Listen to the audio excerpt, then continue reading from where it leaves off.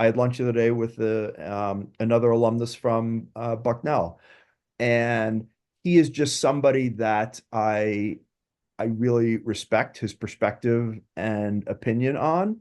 And he is in a totally different industry and in a totally different area, than I am. But I love the way he thinks and processes and connects dots and, and things like that. So, we spent just a couple hours just talking about his experiences and what he has seen. And, what I'm trying, to do and what I like to do. And, he was just helping me just in different ways think about, what to do and, and how to do it.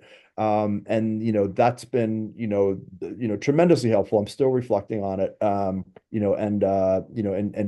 use that, perspective, and guidance, and advice. Networking and using your network, just really, is helpful and fulfilling in so many ways. And a lot of people think of it as transactional, giving and getting, and it's not really like, I mean, that's certainly a component to it, but it's really about making relationships. So there's really no like recipe or prescription or playbook to networking other than being proactive about it for yourself, and then reactive, and being a good network member, when people want to reach out to you. So in general, in engineering, I feel like engineers really like to solve problems and help each other solve problems. So everyone I've worked with pretty much has my whole career has been very helpful, especially the senior engineers I worked with. But literally everybody around me has been helpful. I remember asking for help, specifically studying for my engineering license, I think when I was like 22 in California, because you could take it earlier.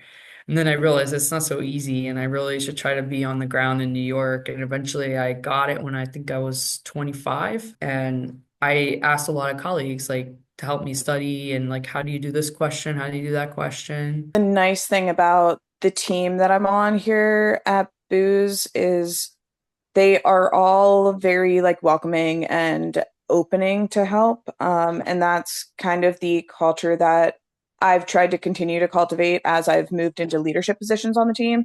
Because I found it extremely helpful when I first joined the company. Like my boss took time out of his day to sit down and basically give me a crash course in modulation. But our lab works in the cross section of machine learning and RF and developing algorithms, specifically kind of in that like niche domain. So I didn't have any RF theory when I graduated Bucknell. And my boss took the time out of his day to like sit me down when I first joined the team and like gave me a crash course in like I think 2 hours.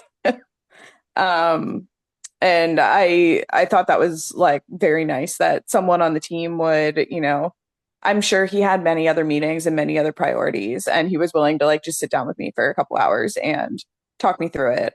So I've tried to continue fostering that type of community within our team as I've moved up. I think the only place I wish I had asked for help more or known more was when I was entering that second, I guess, second job search, first job search, the first big jump I made between companies.